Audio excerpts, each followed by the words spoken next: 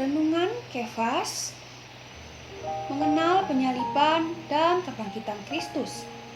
Ayat Alkitab Matius pasal 20 ayat 18 mengatakan, "Sekarang kita pergi ke Yerusalem, dan anak manusia akan diserahkan kepada imam-imam kepala dan ahli-ahli Taurat, dan mereka akan menjatuhi dia hukuman mati."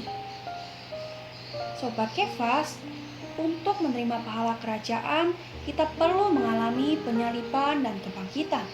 Sekalipun kita mungkin mengetahui segala sesuatu tentang kerajaan, kita masih harus mempunyai pengertian yang memadai tentang penyaliban dan kebangkitan Tuhan.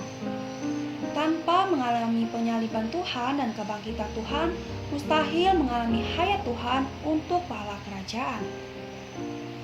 Dalam Filipi 3, Paulus berkata bahwa karena Kristus ia menganggap semuanya sampah.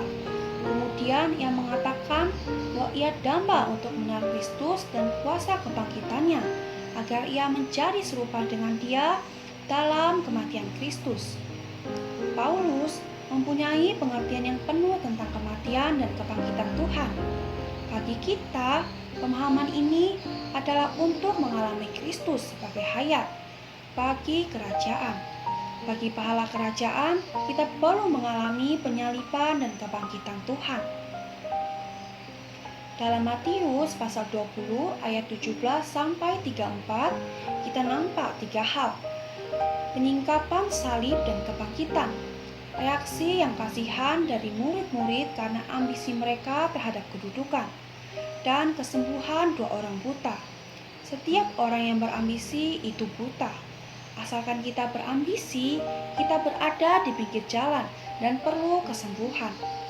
Segera setelah kedua orang buta itu melihat kembali, mereka mengikuti Tuhan di jalan.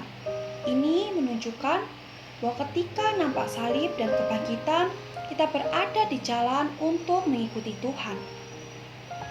Sobat Kefas, salib dan kebangkitan sangat berarti bagi kita.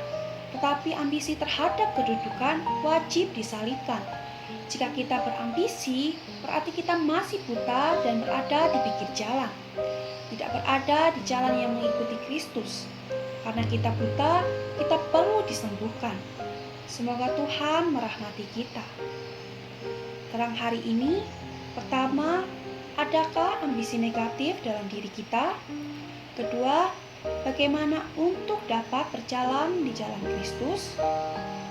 Beban doa, berdoa agar kita mengenal penyaliban dan kebangkitan Kristus dengan rela menyalibkan ambisi yang bersembunyi di dalam diri kita.